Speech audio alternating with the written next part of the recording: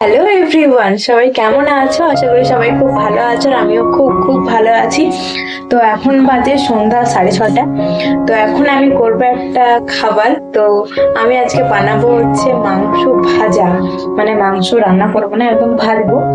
আর এক্ষুনি বলে গেল দাদু যে মাংস ভাজা খাবো, একটু বানা। তো এখানে আমি আদা রসুন কেটে নিয়েছি, লঙ্কা, তারপরে পেঁয়াজ, ধনে পাতা, এই যে মাংস, নুন হলুদ মাখানো আছে। তো এটা আগে আমাকে বাটতে হবে, তো চলো এটা বেটে নিই। আমার এখানে মশলা থেতো করা হয়ে গেছে, এই যে দেখো থেতো হয়ে গেছে। তো চলো এখন ঝটপট ভাজাটা করে নিই, আর দেখো দেখতে থাকো কিরকম ভাজাটা করি।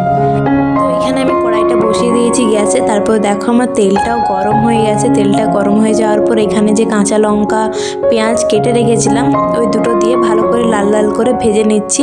আর তারপর যে মশলাটা বাটলাম ওই মশলা বাটাটা দিয়ে দিচ্ছি, আদা রসুনের পেস্ট। আর তোমরা একটু কমেন্টে জানো যে তোমরা কে কে এরকম মাংস ভাজা খেতে পছন্দ করো। আমাদের বাড়িতে কিন্তু মাংস ভাজা প্রায়ই হয়, আর এটা খেতে সবাই কিন্তু খুব পছন্দ করে। তো এখানে ওই আদা রসুনটা ভাজা হয়ে গেলে তার মধ্যে আমি দিয়ে দিচ্ছি গুঁড়ো জিরে আর গুঁড়ো লঙ্কা, একটু কালারের টেস্টের জন্য। তো এখানে দেখো এটা দিয়ে খুব ভালো করে নেড়ে চেড়ে নিচ্ছি। আর যে মাংসটা আমি নুন হলুদ দিয়ে ম্যাগনেট করে রেখেছিলাম ওটা তারপরে দিয়ে দিলাম। ওটা দেওয়ার পর মাংসটা কিন্তু সিদ্ধ হতে না অনেকটাই সময় লাগে। তো মোটামুটি মাংসটাকে নাড়তে থাকতে হবে যাতে না নিচে লেগে যায়। তারপর নাড়তে নাড়তে ওকে ঢাকা দিয়ে রেখে যাওয়ার পর দেখবে এরকম লাল লাল হয়ে যাবে, আর যেমন সিদ্ধ হয়। সে দেখো আমার এটা প্রায় রেডি হয়ে গেছে। এরপরে আমি উপরে ধনেপাতা কুচি ছড়িয়ে দিচ্ছি, তারপরে নাম করিয়ে দেবো আমাদের গরম গরম মাংস ভাজা রেডি। তো চলো টেস্ট করে দেখা যাক কীরকম হয়েছে।